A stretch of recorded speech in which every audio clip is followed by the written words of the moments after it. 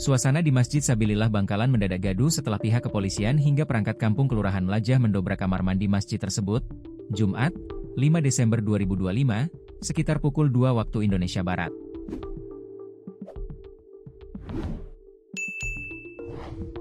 Warga menemukan tubuh Danang Sentot Kuncoko, 44, seorang pengamen, sudah terbujur kaku tanpa busana.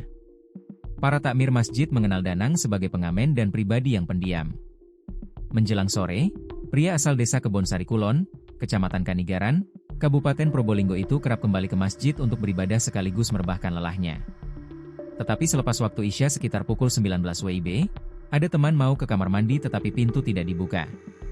Seperti ada orang mandi atau ambil wudhu, dibiarkan saja, ungkap Ketua Takmir Masjid Sabilillah, Hamo Saat Asjari, Abah saat ditemui usai sholat Jumat. Kecurigaan bahwa ada yang tidak beres di dalam kamar mandi mulai menjalari benak para marbot masjid, pintu kamar mandi masih dalam kondisi terkunci dari dalam.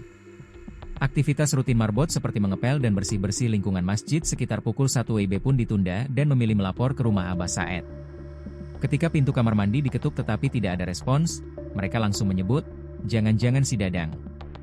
Jadi mereka lapor ke rumah saya sebelum pukul 2, saya yakin ini ada masalah, jelas Abah Saed. Mendapati laporan itu, Abah Saed bergegas menuju masjid namun tidak berani membuka langsung pintu kamar mandi. Ia menelepon ke Polres Bangkalan, menghubungi Babinsa dan Babin Kamtipmas, hingga pihak RT RW. Kemudian pintu kamar mandi dibongkar paksa. Innalillahi wa inna ilaihi roji'un. Betul, di dalam kamar mandi tubuh almarhum tertelungkup tanpa busana. Mungkin beliau mandi dan serangan jantung atau bagaimana, berapa lama almarhum ada di sekitar masjid, kami juga belum tahu, papar Abah Saed. Sejumlah personel Inafis Satreskrim Polres Bangkalan langsung melakukan membentangkan pelis lain dan mengevakuasi tubuh Dadang.